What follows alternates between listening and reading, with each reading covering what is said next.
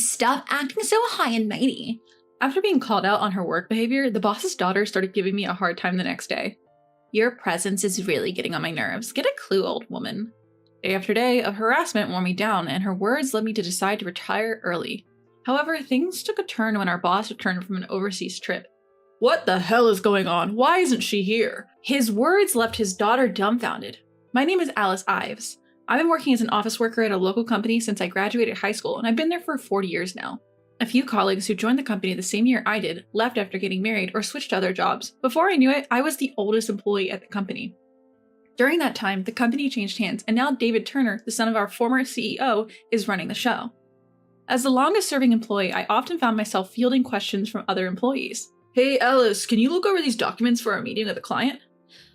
Or personal problems like, I had a fight with my husband last night. I know I'm the one at fault, but I just can't bring myself to apologize. What should I do? I've always enjoyed listening to people's stories, so I guess I was an easy person to talk to. There were many times when people thanked me for lending an ear, saying it really helped them clear their heads, and at some point I started being called the workplace mom. It's a little embarrassing, but it feels good to be relied upon. I had absolutely adored the homely atmosphere of our company and had resolved to dedicate myself to it until retirement. However, a dramatic change occurred in this harmonious workplace. During the months that our CEO was on an overseas trip, his daughter, Megan Turner, joined the company. After completing her training at one of our branches, she transferred to the head office administration department. At first, everyone was welcoming, and I was excited too, but it didn't take long for people to become fed up with her behavior. Megan severely lacked manners and common sense as a grown adult. She flaunted her status as the boss's daughter and didn't bother to do her job right. She was transferred here with the title of Assistant Section Chief, which she apparently forced upon the executives. No matter how much she's the boss's daughter, I felt disappointed in the executives who bowed to the demands of a second-year employee, but I couldn't voice such things. I wondered if the boss knew about this. It's hard to believe that our sincere boss would condone such behavior. Or maybe he just allowed her to do as she pleased because of his paternal affection. In any case, Megan caused considerable confusion with her selfish actions. Her behavior started to delay our work and affect our schedules, and the dissatisfaction among other employees kept piling up. Most of the consultations I received were about Megan. Megan, she's just awful. She complains about her work, saying it's sloppy and half-hearted, but she doesn't do anything herself. And you know what? She was actually preparing a document for a client the other day. It was so unusual that I looked over her shoulder, and it was full of mistakes. I couldn't let it be submitted like that, so I secretly corrected it for her. Well, that's how it went. The executives couldn't even scold her properly because she was the boss's daughter and they were no help at all. The atmosphere in the company started to turn sour, and I feared that this could lead to a serious problem. Despite our concerns, Megan's reckless behavior did not change. Miss Ives, I think I might quit this job. Some people even started saying things like that. I knew something had to be done. The boss wouldn't be back for a while, and I couldn't wait that long. I figured I had to be the one to confront her since the executives were too timid. An opportunity soon came up. Megan was fiddling with her smartphone during work hours. If she did it sneakily, I could have been somewhat endearing, but she was doing it blatantly. Everyone around her had a look on their face that said, "Do your job." I approached Megan and said, "Miss Turner, it's time for work now. It's not the time to be playing with your phone, is it?" Megan looked surprised and raised her face, making a questioning face. Look around. Everyone's working. Don't you think it's strange that you're the only one playing on your phone? She scowled even more. I'm our CEO's daughter, you know. You think you can talk to me like that? I sighed inwardly. Knowing that it wouldn't be easy to get through to her, that doesn't matter, for as long as you're being paid by the company, shouldn't you be working? Megan glared at me with a red face, then suddenly slammed her desk and stood up. You're annoying. Who do you think you are, acting so high and mighty? The other employees were holding their breath, watching us. I'm just saying what's right. If you think I'm annoying, it's probably because you know you're doing something wrong, isn't it?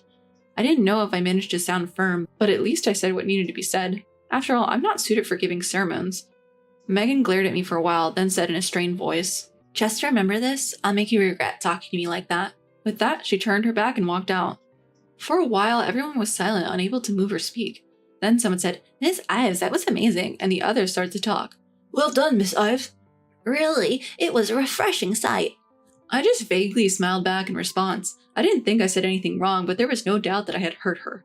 I regretted not considering my words and location a bit more, but a shocking event awaited me that would sweep away this small regret. Megan, who had been humiliated in front of everyone, started to harass me.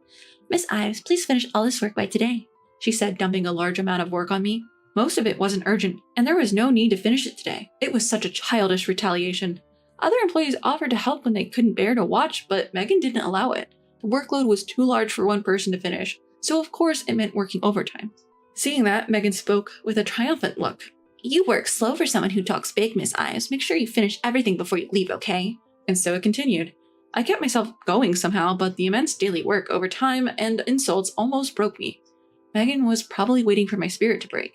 Seeing me weaken, she said, "You're just a nuisance. Wake up, Grandma." Seeing her face, I thought, this is it. I can't stay here anymore, in a place where someone hates me so much.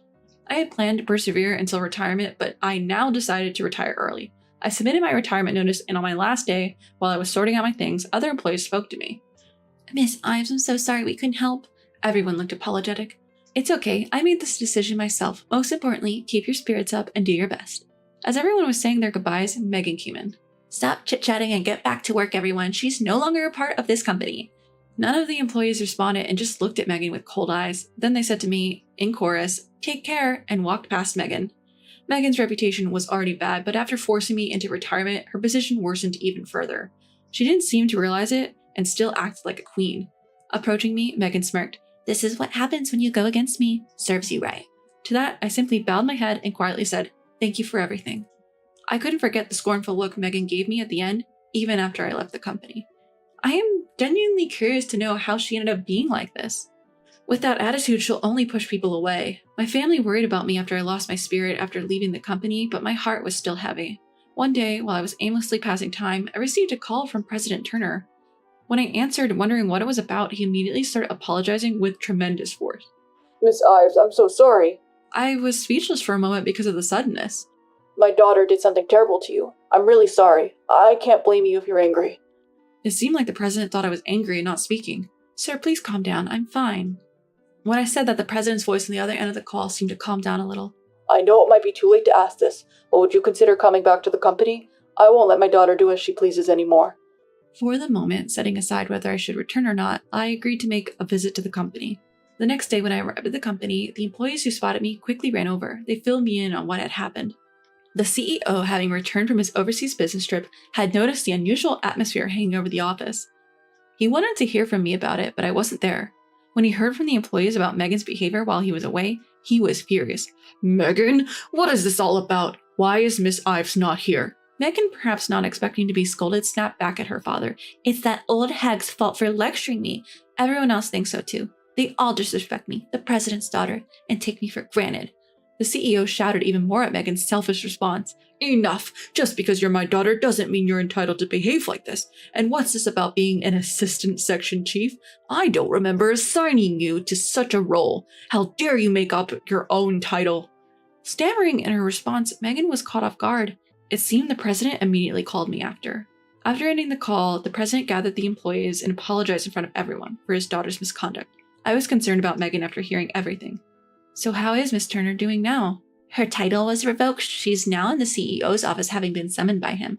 I said goodbye to the employee who gave me the information and headed for the president's office. There, Megan was being scolded by the president. When the president noticed me, he came over and deeply bowed his head. "Miss Ives, I'm truly sorry for this incident. Due to my incompetence, I've caused you trouble." "Mr. Turner, please raise your head. It's all right." "No, we need to make things clear." The president urged Megan, who was standing next to him, to apologize as well. Megan looked utterly crestfallen, as if salt had been rubbed in her wounds, muttered, I'm sorry." Not knowing what to say, I remained silent until the president spoke. "I know it's a bit much to ask, Miss Ives, but could you return to the company? We need your expertise." The CEO was nearly on the verge of tears. Seeing him like that brought back old memories. I first met the president 40 years ago when I had just joined the company. He was still in middle school at the time. Since we were close in age, he found it easy to talk to me. He often came to the company to hang out and frequently sought advice from me about school, friends, future plans. Back then, we used to call each other by our first name. He looked up to me like an older sister, and I regarded him as a younger brother. That relationship remained unchanged as we grew up, and I've been his confidant in many matters since he joined the company. "All right, but please stop apologizing." Unable to flatly reject the president's request, I decided to return to the company. "I'm so relieved. Truly relieved." The CEO was rejoiced at my decision, but Megan, standing next to him, had a complex expression on her face. Well, that's expected. The person she disliked and caused to quit was coming back. Upon my return to the company, I was given the role of an advisor. Everyone welcomed me warmly, with some even tearing up at my return. It was a joyful moment, but there was one thing that bothered me. Of course, it was about Megan. She had been quiet and isolated since being scolded by the CEO. Given her attitude up till now, it was understandable. Despite my hesitation, I decided to talk to her. Miss Turner, can we talk for a second? She briefly raised her eyes to meet mine, but then quickly averted her gaze. I want to talk to you for a bit. Without waiting for her agreement, I began, and she reluctantly got up and followed me. What should I start with? As I thought, Megan spoke up first. What do you want? Her voice was visibly sullen, but I was relieved that she at least agreed to talk. It seems like you're not getting along with others. Without adding unnecessary comments, I simply stated, and Megan looked down in silence. I don't understand why someone as smart as you would treat everyone around you like that. You knew you were antagonizing them, didn't you? How can you know whether I'm smart or not? Megan retorted, but her voice lacked any spirit. I do know. Your father always bragged about you. Megan looked up surprised. It was true. Mr. Turner adored his daughter very much and was always proud of her. My daughter is beautiful and intelligent. Everyone in the company heard him say that often, and we all knew how much he loved her. Besides, you might not remember, but we've met before. Megan looked even more surprised. This company, now big enough to have branch offices, used to be a small family-run business. I had a good relationship with not just the current CEO, but also his father, the former CEO, and his wife. They were there to celebrate my wedding and childbirth, and when the president got married and Megan was born, I rushed to the hospital to celebrate her birth. We used to be close like family until she entered elementary school. Suddenly, something seemed to strike Megan's memory. Aunt Alice? At the nostalgic address, I found myself smiling involuntarily. That's right. Little Megan was an adorable child who would always cling to Aunt Alice whenever I visited. Do you remember Megan? Megan nodded over and over again. I remember Aunt Alice who used to play with me when I was little, but since I entered elementary school, Aunt Alice stopped coming home. That's right. Around the time your father took over, he became very busy, and I also had children and other things, so I couldn't visit your place anymore. Such nostalgic times. Back then, as our company was expanding, the CEO was incredibly busy. He didn't even have time to return home and often stayed at the company. As we continued to be busy, we became distant without realizing. I was sad when Aunt Alice stopped coming over. Dad was also hardly home. Megan continued, her expression as innocent as it was in the past. I asked Mom when will Aunt Alice come home next, but she told me Aunt Alice is busy now and can't come. Be a good girl and wait patiently. I see. I'm sorry for making you feel lonely. So I behaved well and studied hard. I thought if I did, Aunt Alice would come to see me. Tears started to fall from Megan's eyes. Then, as if regaining the honesty of her childhood, she started to tell me about various things that had happened to her. The time she was scolded at a branch office during her training after joining the company because she couldn't work well. How she had never been scolded before and in her panic had inadvertently used her status as the CEO's daughter, which made things irreparable.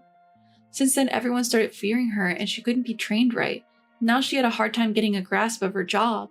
Without the title of being the CEO's daughter, she would just be a person who couldn't do her job right. She was scared, and this led to a vicious cycle of resorting to using her title again. I stroked Megan's back as she wept while telling her story. I'm sorry, I should have listened to you sooner. I'm sorry it took me this long.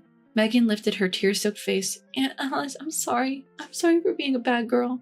No, Megan, you're a good girl. You just made a little mistake. It's okay. We will fix it together from now on. I held sobbing Megan's shoulder and continued to stroke her head for a while. Since that day, Megan had changed astonishingly. She realized that to gain recognition from those around her, she needed to build trust through her strength, not her title. Seeing Megan open up to me, the other employees started to approach her little by little. Seeing this, it seemed that Mr. Turner was relieved. Miss Ives, I can't thank you enough. You've been a tremendous help to both generations of our family. No, to the entire company. Please don't praise me too much. I just want to be of help to the younger generation. Then Mr. Turner jested with a tone reminiscent of his younger days. As expected of our company mother, we look forward to your continued support. I returned a smile to the president. There are only a few years left until my retirement. Until then, in this place, I'll continue to be everyone's mother. I made up my mind once again.